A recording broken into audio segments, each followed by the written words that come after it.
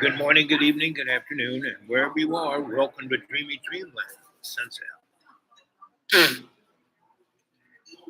Well, I'm out on the block, out on the croquet field, and Shamonic worldview. What is that, right? Well, I'm a itinerant scholar, and my discipline is shamanic, psychosocial, cultural, forensic, anthropologic alchemy, right? So, what is that? That is the world you live in. That is the life you have. You just don't know it. You think your life is what's in your bag of water. You don't realize your bag of water is a slave avatar, right?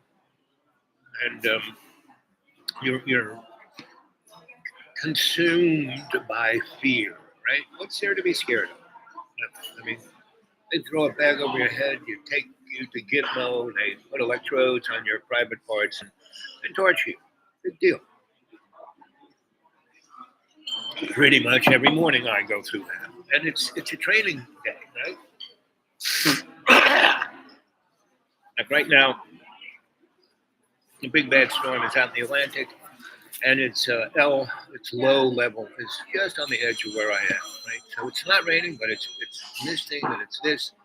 But I'm like a human barometer, right? So every joint in my body, which had been stressed by 20 years of me working the corporate world and gaining 250 pounds and plus 190 I already was, basically, it put a stress on things. Miss B, could I have a bag? Yes. Okay, thanks. So, shamanism, right? What is that? It's not quite a religion because a religion is a business plan. What I have is, what shamanism is a worldview. It's a window what we look through, right? And psychosocial, cultural, forensic anthropology. Psycho is what is that window you're looking through? That's your psychodrama. You are the bomb, girl. Are you happy? Yes. I'm happy you're happy. Have a great day. Yep.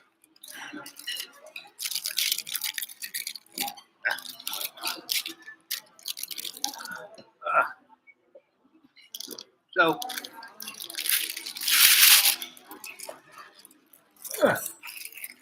so shamanism is this window we look through, right? And that window is nothing that you know because it's all esoteric, meaning hidden knowledge, right? But it's hidden right in front of your face. So if you could get past your psychodrama, right? So as a shrinky boy, right? People would come in the office, and it wasn't even my office. I worked for somebody, right? I was actually working for Mr. Rothschild, developing a database, right? So I got placed in, BAs and schools, high schools, middle schools, prisons, lots of different environments, looking at lots of different people's psychodrama, right? And when I was at this VA, this one doctor who basically worked there, he had a practice, an old guy, pretty old, good old guy. I mean, I'm an old guy now, but he was maybe 10 years older than me, maybe less, 8 years, somewhere around there. But he had all the credentials, right? Been all in the right places, knew, right? So I had this practice, right? And so when I was in these institutions, these schools, especially this one in a place near right near where Billy Graham's mountain was, and it's kind of right between. There's a VA in Roanoke, and then that road. That's the old Dixie Highway. The VA is on it, and you go up towards Black Mountain over here, but that's not on that road. There's a place called not Shenandoah, what's it called? But it's not even a town. It's just an area, and it was right between these three counties, and Billy Graham was over here. And on the other side of the Billy Graham's compound was the American Nazi Ku Klux Klan compound. They shared the mountain together. I think they still do. And Billy was a really interesting guy. I got to know Billy because I used to, I was in Asheville between 91 and 98. And I went, and I had, I was an itinerant scholar. I was a itinerant research fellow. I went and did the groundwork for people who were developing studies, and through that groundwork, they would get a protocol, and from that protocol, they would write a grant, and they get millions of dollars, right? So, people like Brookings, right? Rockefeller Foundation, Accounts on Foreign Relations, entities of that nature. That's who I worked for, right? And I was, and I have always been, not a company man, but a private contractor, as a itinerant scholar, right? And how do you put that on your W-2? Well, you don't, right? So basically, I just had a, consorting, I had a consulting um, LLC, right? And it was just me, right? It wasn't even an LLC. And the closest thing I came to an LLC that I kind of, because whenever you go investigate, you don't go, oh, I'm here to investigate you. No, you go to the neighborhood that you're looking at. And I had a number of good, like I'm a really great electrician. So I could always go, I go like Asheville. I went into Asheville, there was Lowe's and Home Depot, but there was also EEC, which is an electrical contractors supply house. So there's only guys who really know what's going on. And it's like a clubhouse, right? And pretty much you go to any electrical supply house, not Lowe's, but supply house, they have never-ending pot of coffee, and they have a basically a popcorn machine with little paper bags that you can get popcorn in and chew it while you're waiting for your stuff. And if you get there earlier enough, there's donuts from the donut shop, right? So I would show up, and I'd start, I'd always have a little project to do because I'd always find myself talking to someone who, I'd need a place to stay. I'd be in a motel for a few days, but then I'd find someone who, their house was about, totally trash. And I'd say, I could help you fix this place up. I just need a place to stay. And so I would do that. Right? Like when I went to Cornell, when I left New York City, in New York City, I just kept fixing up abandoned buildings. But I was in all these universities doing, getting my chops together, meeting. See, you want to get a job. I was just talking to the server here, and I was, saying, "Oh, so you go to school?" She goes, "Well, it's such a waste of time. It costs so much money." Da da da da. And I said, "Well, you got to go find somebody and work for them and learn from them." And she goes, "Yeah, that's a good idea." And so that is the bottom line, and in universities, if you're a smart kid, you're a freshman, right? First thing you do is, what do? You look at, okay, what's going to be your major? Well, you have no idea what it's going to be. So, if liberal arts school, you take, that freshman course with library science, all these kind of, a math course and see if you can write something course. Anyway, you basically, before you sign on to anybody, you go into those departments and you find out who's the most interesting person who's going to teach these courses, right? You can find some adjunct who doesn't know squat, he just wants a job, and it's there. Or you can like I remember going to this one college, and computers. It was '91, and computers were just kind of coming to the foyer. And this was in Asheville, and I had basically been brought to Asheville to do an ethnography on the Biltmore House because the powers that be had decided they were going to revivify Asheville into a hipster jungle, and they were going to, the Biltmore House, it's like the Versailles of America, and it was, there were a whole bunch of cockroaches. People who had married into that family, who married in, so they were not Biltmores or Astors. They were like just, scam artists. They were like Donald Trump. And the kids were using, the Louis XIV armoires, a hockey net, and basically, we went there. The federal government and the state government told this guy, listen, you owe us unbelievable amounts of money in back taxes and payday. So you're either going to jail or you're going to let us do this, what we want to do. Now, I'm not going to take it from you. We're just going to fix it up to what it was. You don't have to pay a single. You still own it. And you're going, you have all this property. We'll help you build hotels. And, you'll make a lot of money. We just want to do it our way and get you out of the way. And so this guy was smart enough to go for that. And so we went in. So they kind of moved the family out. There were other houses on the property. They moved into that. And we, photographed and made lists of every like from every screw, doorknob, hinge, piece of furniture, you name it.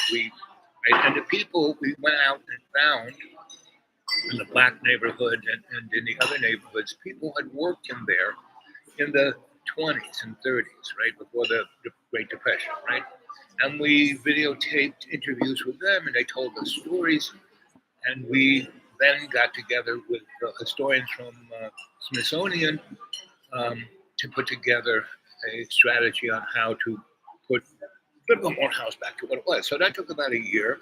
And in that process, like the first, I got this job from the guy I worked for in Cornell. I'd been in Cornell for 3 years, and he had taught me everything he could teach me. And he said, I just talked to a friend of mine at Smithsonian, and they're doing this thing in Asheville, North Carolina. They're going to bring back the Biltmore House. You'd be perfect. You're a photographer. You're a journalist. You're a great researcher. You talk to people. You're the guy they need. Plus, you're really great at diplomacy. You're great at strategy, organizing people without having to be a bully or a boss. You are the guy they need. And my boss, said, you're going to go there. They're going to give you 25. He kind of pulled out an envelope and waved. He said, here's 2,500 in Benjamins. Go drive there. And, and they gave me, I drove to North Carolina, and I'm looking around, and there was this thing called the Mountaineer Motel. It was really, I'm sure it's still around because it's the last refuge of what that was. And I got a room in there for $15 a night and, $40 a week, right? So I got a week's worth, and then I started driving around because the people who were gonna be my team or my teammates hadn't showed up yet, right? And I had gone. There's a federal building in Asheville. I went and saw that guy. He was part of Bureau of Land Management or something, and this was going to be put under the Forest Service peer review. And he was like my handler, I guess. Anyway, so I went and said, I'm here, and I'm here at the Mountaineer. And he giggled, and he says, so you're holding onto your money close to the vest. I said, yep. So what do I get paid a week? He goes, you get $1,500 a month, right? Once a month, right? And the beginning of the month. Oh, okay. So when do I start? And he goes, today is like the 22nd of this month. You're starting the first month, right? He goes, do you have a bank account? I say, well, yeah, kind of. He says, once you get one in, that's a kind of bank. Do you have? I said, well, I think I have a city account somewhere. And he goes, well, why don't you just go to a bank with that cash you got, put it in the bank, and give me that account number, and I'll just keep putting your paycheck in that. I said, yeah, that sounds good. Plus, I got this thing called a per diem, which was actually cash, right? So he goes, and you get a per diem. Oh, how much? It was $500 a month. He says, and we gave you the $2,500 as a signing bonus. You had the envelope. Here's this. Sign for it here. Okay. So I have like almost $3,000 in my pocket, and I go down to the bank, right? And I, open up a bank account, and interest rates on a CD were pretty high. So he says, "You got $1,500. I can put this in here, and you keep it in here for 2 years. You'll have $4,000." I said, "Well, sounds good to me." And he goes, "Plus, that's your ready reserve. Whenever you need something, you can take $500 a month out of it, but you can't go below this." And I said, "Okay." So I did that, put the rest in the checking account, and I got a little card, and off I went. Right? Everything was all set up, right? And so I started driving around and just looking at stuff, and I went up to in Asheville. There was nobody in Asheville.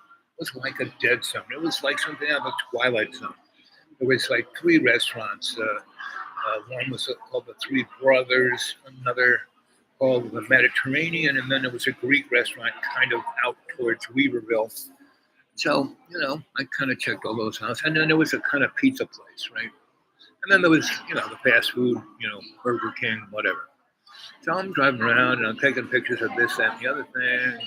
And there's a big fancy hotel called the Grove Park Inn. I went up there and talked to the manager. And a really nice thing I had gotten was a USGA ID card with my little picture on it, saying that I work for these guys as a consultant, right? It's a consultant. I didn't have a USGA number per se. I just was a consultant. My picture, red book card. So I went to the manager and said, "Hey, so," right? And they were just the movie Last of the Mohicans was shot in Asheville, right? So because there were a lot of old buildings just all scattered all over Asheville that you could Hollywoodize it, and you'd think it was back in the day. So go see that movie, and that was made in Asheville. Really interesting, right? And it was also a baseball movie, also starting up to be made, and it was done in Asheville. And what's his name? The husband and wife. Anyway, it's a baseball game, right? And it's about sex and this groupie girl, and anyway. So all this kind of movie stuff was there, and I was in the IBEW and IATSE and NABIC, and I went on, and I had those cards too. I said, "Look, guys, I'm part of the union. Oh, you want to work? We put you to work." And they said, "What do you do?" I said, "Well, I'm not a grip. I'm a best boy, or I'm also, this card says I can run your gen set." And he goes, "Oh, we need a guy like you because we have this set, but we're so far away from everybody else. They have to like fly in for a day or two, and we have to wait for them." And I said, "So you got a guy who knows about the engine part? I'll take care of the electric part. I'm not the mechanic." And he said, "Oh, we got a guy. We know a guy who knows a guy who will take care of it." I said, "Okay." So I basically now had a job in town. And people said, "What are you doing here?" I said, "Oh, I'm working on these movies." And my job was great because I really didn't have to go there very much, right? Because they didn't use that gen set. They only did it when they did it out where there was no power, where they couldn't hook up to the line. They had to use that thing. So it was great. They had everything scheduled, so I know every day it had to be. I talked to the people who were getting ready to do the baseball thing, and they hired me as a consultant because that stadium was like built in the electrics was in 1910. So I kind of went there and looked at it and said, "Hey, look at this, look at that. What do you think about that?" Right? So I was doing great. So I had some real ins, and I didn't have to do anything. So that was like the first week I was there, right? So I then say to myself, I'm going to need some place to live. So I was in the Greek restaurant, and the guy who owned the Greek restaurant was like a strip mall, right? And he was an interesting guy, and his wife, he was really Greek, really Greek. and his wife was Greek, but she was American Greek. She was really pretty. And, I'm in my, let's see, what was that? 91, so 90, so 50, 60, 70, 80, 90. So I was 40 years old, 41 years old. And so, anyway, so the guy, we're talking, and he spent a lot of time in New York City. So we're talking about New York City and diners in New Jersey. You ever go to any diner in New Jersey? It's run by a Greek, and they have all the diner stuff, and then they have this little thing, Greek food, moussaka, and grape leaves. Anyway, so we're talking, and he goes, "I'm going to show you," and I tell him, I built all these discotheques, blah blah blah, and so basically. He takes me down to the basement. It's a strip mall. So there's, at one end, there's a supermarket, and then there's a couple of stores. And then on the back side, it's his restaurant, right? And so he takes me to through the kitchen into this hallway. And it has this other doorway from the back parking lot, a big glass door, a big fancy entrance, and steps away. And underneath, the whole thing was a discotheque. I mean, gigantic, the size of a football field. And it went on forever because he said underneath Asheville are all these tunnels. He said at one point, because Asheville was built in a mountain range, just like this, Sawtooth Mountain Range, what they did was what they did in New Jersey and New York City, like the subways. They didn't dig tunnels for subways. What they did was they put steel beams, put a lattice, and then poured concrete, and that was the new street level, right? So they did that to Asheville to try and level it off, right? And so he had this disco that was the size of a football field, and then it kind of blurred off into this tunnel that went into town, right? And so he's got a couple of big flashlights down there. We go down there, and we're like, it's like exploring a cave, and it was just. Because back in the 60s and 70s and 80s, this was the hot spot, and everybody from anywhere came in here, and this was. So why don't you do it now? He goes, well, there's no one here. There is no one here. Period. Zip. No one here. And so he said, the people here are guys like me and you. There are a lot of interesting people, but maybe 1,000 interesting people of a town that used to be 60,000. There's nobody here. He says, you can go buy anything in this town for nothing, which I could have done, but I already did that. And I knew I didn't quite want to do that again, at least not then. And so I said, okay. So this is about my fourth day here, and I'm in North Asheville. And there's really, so there's, the Grove Park Inn. I go and talk to those guys. And then there's this road that kind of goes over where North Asheville is, goes up to the Parkway. And in Asheville, there are 4 places you can jump into the Parkway.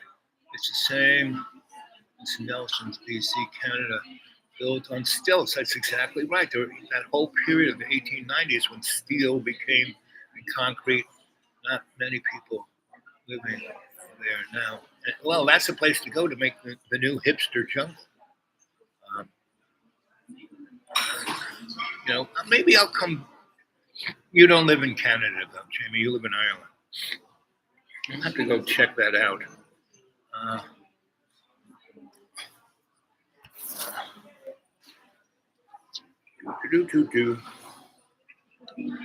Nelson, Canada. According to Wikipedia, Nelson is a city located in the Selkirk Mountains on the west arm of Kootenay Lake in the southern interior of British Columbia, Canada.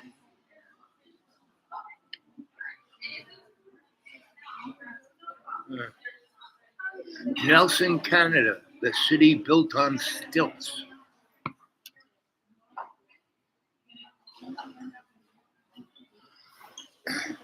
Okay, there's a lot of stuff. I'll go back and look at it. So there are a lot of cities. Like I said, Newark is a city like that. Like when I was teaching at Newark College of Engineering, and they had, they had a just nuts racial, thing in Newark. And the people in New York City didn't even know it. I was living in the West Village, and I would just jump on the PATH train, like on 6th Avenue. There was a stop right there at Bank and 6th Avenue. And for a dime, I would go down there, put a dime, go on, get on the PATH train. It would take me straight to exchange places where I would take what I thought was a subway, but it was really a trolley car underground, right? And so I go to work. No one's telling me that there's a gigantic race right in Newark, and I put my penny in and get to New Jersey, go underground. They didn't stop those things, and I'm on it. And there's nobody there, and it's like trundling away, and all of a sudden, everything underground is lit up, and there's tanks everywhere with these gigantic xenon lights. It's like as bright as the day, and I'm like, what the heck is all of this? And so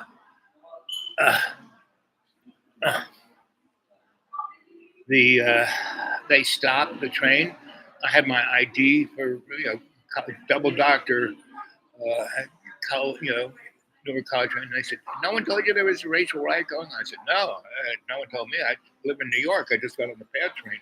Anyway, so they put me on a Jeep and drove me back to the PATH train. I went home, but I saw that all of Newark was hollow underneath. And they were scared that the guys would get underneath there, start fires down there, and burn the city down from below. So anyway, that's a thing everywhere, right?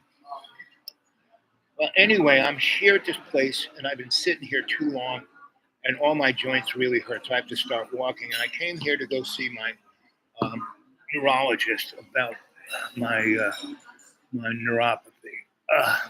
So anyway, I'll talk to you later. I would say I'll be back. What time is it now? Yeah, 3 or 4 o'clock. How much juice do I have left? Yeah, I'm going to be back. And I'm going to do another live guided meditation on what the shamanic window is, right? So I'll talk to you guys later because the pain is really pretty unbearable. Ouch. Pray for me not to have pain.